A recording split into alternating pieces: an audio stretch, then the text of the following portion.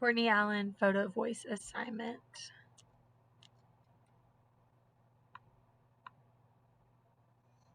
The school-to-prison pipeline is a phenomenon that describes how school structures and policies move students into the criminal justice system at very high rates.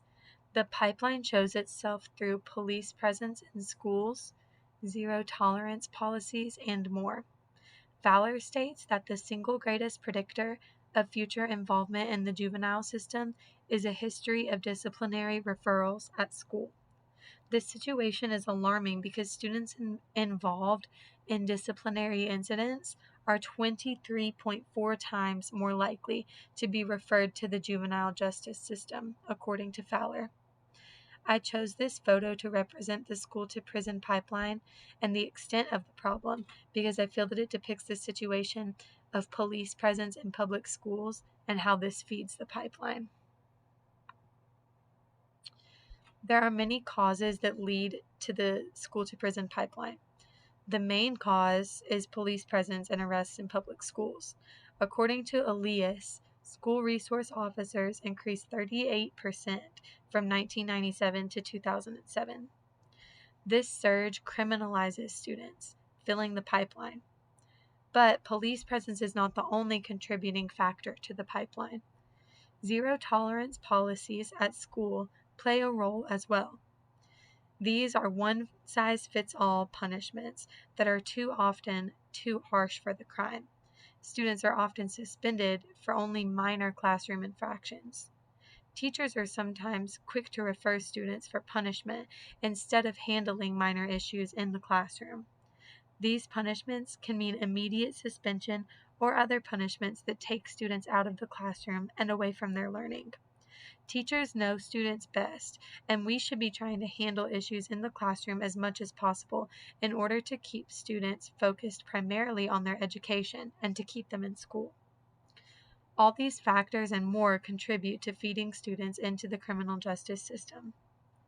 I chose this picture because it depicts a student sitting in detention with a ball and chain on his ankle, and I think this speaks to the importance of avoiding punishments that take students out of the classroom and focus more on the punishment than the learning.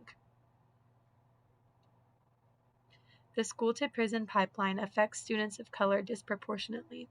According to Elias, African American students are 3.5 times more likely than white students to be suspended or expelled, which leads these students to being fed into the pipeline.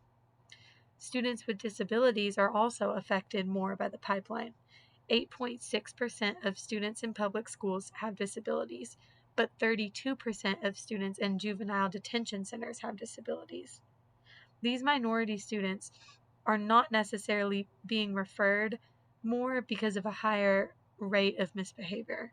According to Fowler, they are being referred for misbehavior that is actually less serious than some white students' behavior. I chose this image because it shows a young African American child with a notice of suspension.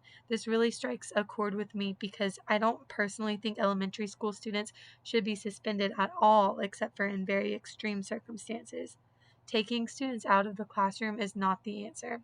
The fact that minority students are likely to be fed into the pipeline is an example of systematic bias that needs to be addressed in schools and in teachers individually. The school-to-prison pipeline has many short-term and long-term consequences. This is a situation that is affecting students on a daily basis, as many are fed into the criminal justice system for minor classroom misbehaviors. The short-term consequences are that these students are spending time when they should be learning in the classroom in suspension, or even worse, in juvenile detention centers. This creates a much larger long-term problem, as students who face suspensions are more likely to drop out and continue to have problems with the law as they get older. Studies have shown that removing students from the classroom does not improve their behavior. It actually just increases the likelihood that they'll drop out, according to Elias.